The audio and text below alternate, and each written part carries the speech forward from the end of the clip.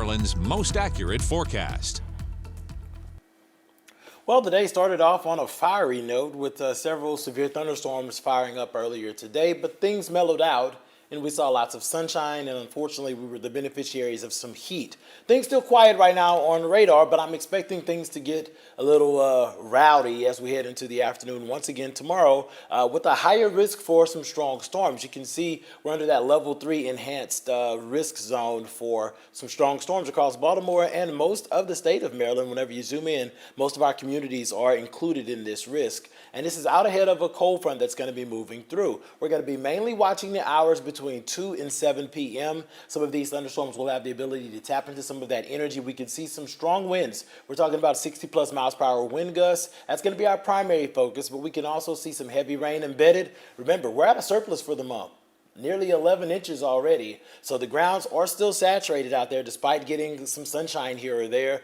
Will not take much to cause some flooding, and we could see some isolated pockets of large hail. So we'll be watching this throughout the afternoon tomorrow. Here's how the setup plays out. This front starts to swing down as we head towards the 7 o'clock hour. You're still going to have a sunny drive to work with numbers that are going to already be a bit warm here. As we head into the afternoon, that front will get a little bit closer. We'll start to see some of those thunderstorms get a little bit more robust to the north, and that energy will start to trickle into our area. So we're going to see that moving into western Maryland at around 3 o'clock, sliding through some of the area at 4, pushing on down towards the south and east. And by around 8 o'clock, all of that energy is essentially out of our state and continuing to shift on out. And we'll start to see some improving conditions as we head into your Wednesday. So if you're planning your day, the first half looks pretty solid, but in the afternoon is when we start to see those clouds popping in, and I think we start to see the chance of some showers and storms around the 4 to 6 o'clock hour. Heading into your Wednesday, drier conditions, a little bit cooler behind that front. I do think we have a slight rain chance late night Wednesday into Thursday. Now we're watching the tropics.